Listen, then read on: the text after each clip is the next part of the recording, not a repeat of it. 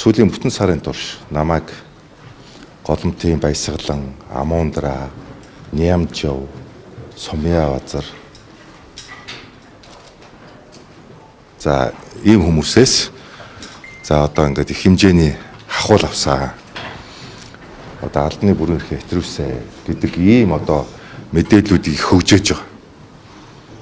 За могоо нэртэй болсон. Би могоо жилтэй. Тэгээд энэ асуудлаар Монгол улсын ерөнхий сайд байсан 1-р зэргийн мэдээлэлтэй 5 жил одоо ерөнхий сайд байсан. Ийм хүн яг одоо бичлэг байхгүй мөртлөө бичлэг одоо ингээл өгж байна. 2 цагийн бичлэгийг би өгж байна. Ийм одоо баримтыг нь өгж байна. Ийм одоо зургуудыг би өгж байна. Гэт ийм одоо гүтгэлгүүдийг одоо удаа дараадан өөрийн биеэр тэгээд одоо би мэдүүлгээ өглөө. Мэдүүлгээ өглөө гэдэг нь одоо юу вэ? Тэг дандаа тэрийг ингээд сурчлаад. За би бол одоо хамгийн хүлээцтэй байдлаар хандсаж байгаа. Хамгийн хүлээцтэй байдлаар. За одоо гэж үзэж байгаа та эргээд хуулийн байгууллагад өгөхгүй. Үгүй. Энэ оюун эрдэнэ ерөнхий сайдын одоо ингээд ярьж байгаа асуудлууд хуулийн байгууллага хараа тусаар нэн даруй одоо хурдан шалгаж өөртөө хариу өгөх асуудал байхгүй юу? Ийм одоо их том хэмжээний хахуул авсан, өгсөн, бичлэг байгаа гэдэг. Ингээд одоо би гэрчлэн эсвэл нэг хүн гэрчлэн. За тэнд бүр Амундра гэдэг хүн одоо бүр тэр постн дээр тэгсэн байлээ шүү дээ. Инхвэр 2020 оны хавар Голомт банкны өрөөнд тийм ээ Баясгалантай одоо буулгахад би байсан. Сумьяавазар байсан. Ингээ пост хийгээд шүү дээ чинь.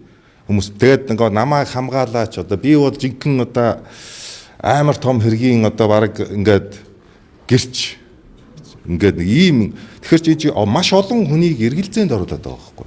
Маш олон хүнийг одоо би одоо 1001 гүтгэлэг байна гэд одоо нэг тийм одоо энэ чинь хүн итгэх алц нийгмийн хов живийн одоо тэр нөгөө бүр юунд одоо автуулаад байна шүү дээ. Тийм учраас энд хариулт өгөх газар нь одоо хуулийн байгууллага, авилгатай тэмцэх газар шууд хэлэхэд. Энд чинь хахуул маш их хэмжээний хахуулын тухай яриад байгаа байхгүй юу? Тийм учраас хуулийн байгууллага ажиллаа хийж байна. Хуулийн байгууллага хурдан шуурхаа одоо энэ яригдсан одоо тэр ингээд мэдээлэл өгсөн одоо энэ бүх асуудлыг бүрэн шалгаж тогтоож хариуг нь өгөх ёстой. Одоо энэ асуудал байна шүү дээ. Инхвэр, оюун эрдэнэ одоо өөр хин чи хариу өгөхгүй. Энд ерөөсөө хуулийн байгууллага энэ асуудлыг хуулийн хүрээнд бүгдийг шалгаад нотлоод тэгээд шаардлагатай одоо үнэхээр тийм бичлэг байгаа болно шүү дээ. Би хэлсэн шүү дээ. Эний чи айл эрт гаргаад тэр 10 давхар чинь одоо бүжгэлж ядгийн байгаа үстэй гэд би өөртөө итгэлтэй байгаа байхгүй юу? Одоо би зүгээр нэг логик хэлж. Би зүгээр ганцхан одоо сая 1.3 сая долларыг одоо инхвэр авцсан ахуулын эргээр ингэж ярьж штэ. Би энийг анх ингээд одоо хуульч юм байна штэ би чинь. Зүгээр ингээд би ингээд логч аана гэж яриад байгаа байхгүй. За 110 сая долларыг ус төрсөд хувааж одоо өгсөн гэж анх хэлсэн те. За энэ өштэй 110 сая доллар гэд би энийг ингээд анх ярихаар нь энэ юу асуудал яриа явчваа гэд. Тэгсэн чи Эрдэнэс 5 толгой хувьцаат компани төлөөлөл удирдах зөвлөлийн 2019 оны 9 сарын 9-ний өдрийн 47 дугаар тогтооллоор 5 толгой гашуун шухаа чиглэлийн төмөр замын суур бүтцийг барьж байгуулах ашиглахад шаарддаг хөрөнгийн санхүүжилтийг шийдвэрлэх зорилгоор дараах арга хэмжээ авч хэрэгжүүлэхийг гүйц захирал ган уяг зөвшөөрсгөө. За ингээд нэгдүгээрт нэг залт энэ 3 залттай тогтоол. За байж байгаа энэ нууцын тамхтай байгаа юм байна. Тэгээд би гаргаж чадахгүй юм. Ер нь агуулга нь шүү дээ. Энэ одоо 9 сарын 9-ний өдөр 2019 оны 9 сарын 9-ний өдөр энэ 47 дугаар тогтоол гэдгээр Эрдэнэс 5 толгой компани тууц шийдвэр гаргаад Эрдэнэс 5 толгойн тухайн үеийн захирал одоо ган уягийг 5 толгой төмөр зам компани захирал байсан удаан жаргал. Одоо 5 толгой төмөр замд нөгөө гашуун сухаа чиглэлийн одоо далан шорооны ажил одоо нөгөө нэг юм юу байсан шүү дээ. Нэг овоосон шороомороо гэж яриад байдаг те. Энийг одоо гүйцэн боловсрохын санхүүжилтийг шийдвэрсэн ийм тогтоол гарсан юм байна. За энэ 19 оны 9 сарын 9-ний өдөр энэ Эрдэнэс 5 толгой компани удирдлагын хувьцаа эзэмшигчийн засгийн газрын хэрэглэх газрын дарга байсан. Ойлгож байна уу? 19 оны 9 сарын 9-нд засгийн газрын хэрэглэх газрын дарга хэн байсан? Оюун эрдэнэ гэсэн байхгүй юу? За нэг би зүгээр эхний логкуудыг ярьж байгаа зүгээр. Яг энэ 1.3 сая доллар гэж яриад байгаа учраас. За хоёрдугаарт нь за дахиад нэг мэдээ ярьсан. За сумын авдраас биш ээ. Амондраас 500 мянган доллар. Сумын авдраас 800 мянган доллар одоо инхээр одоо энд хавхал авсан. Оюун эрдэнэ бол эхлээд яг цавгийн тоймд 1.5 сая доллар гэж хэлсэн шүү. Та хэрвээ санаж байвал 500 мянган доллар гэж нэг ярьж ирсэн аа. 1.5 сая доллар гэж ярьсан. За тэрийг авилгатай тэмцэх газрын үүдэнд очихдоо 1.3 сая доллар болгосон тийм. За тэгсэн чи хэвлэлээр юу одоо ингээд юу гэж мэдээгээ гаргасан гэхээр Амондрагаас 500, Сумын авдраас 800 мянган доллар инхээр хавхал авсан гэж. За ийм мэдээнүүд гаргаж ирсэн. За тэгсэн чи Амондраа нь ямар пост хийсэн гэхээр Сумын авдранд тэгсэн чинь би инхээрт мөнгө өгж байгаагүй. Тэгтээ би энх хоёрыг баясгалантай 2020 оны 4 сард уулзуулж байсан гэдэг. Одоо би яг ингээд постуудыг ярьж шүү. Уулзуулж байсан гэдэг ийм пост тавьж. За тэгсэн чинь Амондра ямар стори оруулсан гэсэн чинь 2020 оны хавар голомтын одоо баясгалангийн өрөөнд одоо уулзуулахад бий байсан штэ чи худлаа яриа штэ гэдэг ийм нэг ийм пост оруулсан. За окей. За одоо зөвхөн за тэгээд тэр чи зүгээр шар ууцолоод цаав нь болоод юу ч болсон. За нэг ийм болоод яваад байсан. За тэр нь яг хөө. Тэгээд би ингээ ховж болгоод ховж яриад байж болохгүй байгаа. Та сумын газрыг гоо гэсэн үү? За байж байгаарай.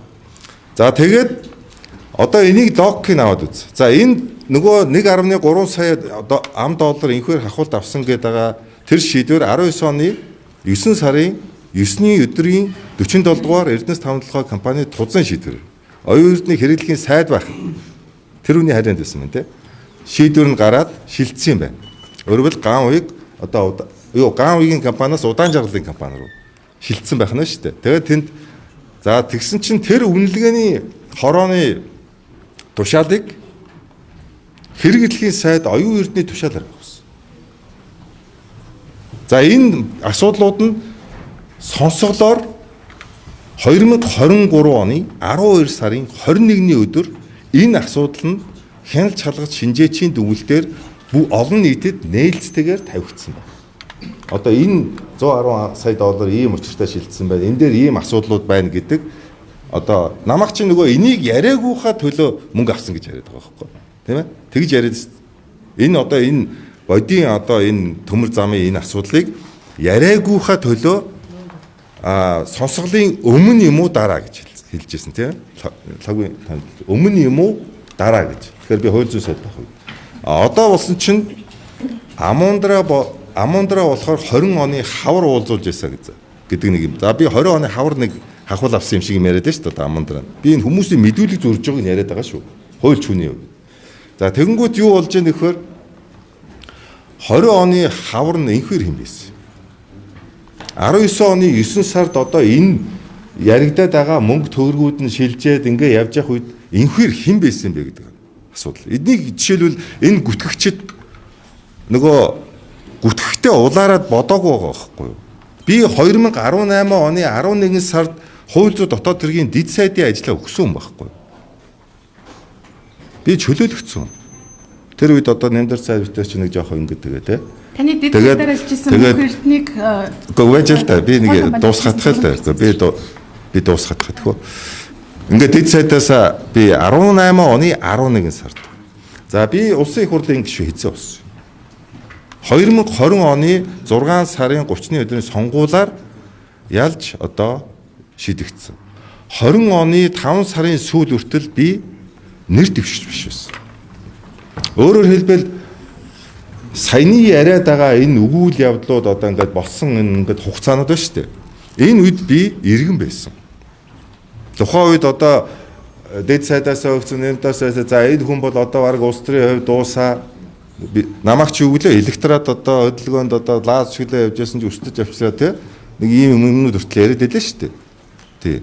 Тэгэхээр би тэр үед ямар нэгэн албан тушаалтай байна. Ямар нэгэн эрх мэдэлтэй байгаа. Би 4 жилийн дараа нүүрсний сонсгол жагсаад болохыг би тэр үед байтугай бүгд мэдээгүй. Ийм цаг хугацаа. Зүгээр докер утгад одоо Амондра гэдэг хүн 20 оны хавар инхвэртэй одоо нэг иргэнтэй уулзсан нь шүү дээ. Тийм ээ? Эсвэл намайг нэр дэвшээд их хурлын гишүүн болоод 3 жилийн дараа энэ нүүрсний сонсгол зохион байгуулад энэ одоо тэр үед нөгөө бодийнх нь оптекууд нь ядаж байгуулагдаагүй байсан. Энэ байгуулагдах оптекуудыг энэ нөхөр 3 жилийн дараа одоо ингээд сонсгол төр хорон дарга болоод одоо ингэн гэж одоо мэдээд тэгээ тэр Амондра тэр баясгал нь одоо хавал өгсөн юм. Энэ би логик хаана байна гэж яриад байгаа чи энийг хэлээд байгаа байхгүй юу? Ямар ч одоо логик байхгүй. Ийм юм яриад байгаа байхгүй. Тэгээ улаан цагаан одоо нэг юм байгаад байгаа байхгүй юу? Энэ одоо гүтгэлгийн одоо эцсийн зорилго юмнууд би хэлж байгаа. Улам тодорхой болно.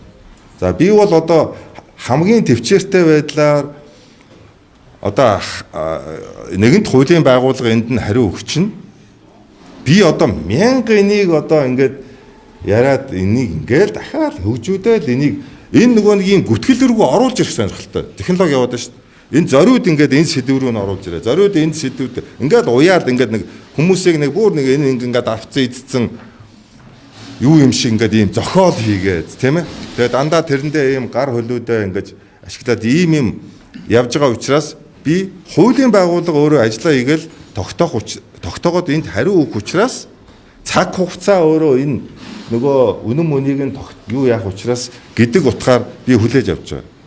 А ер нь бол хууль зүйн сайдын одоо доосл юу яа гэж байгаа шүү дээ. За энийг одоо би одоо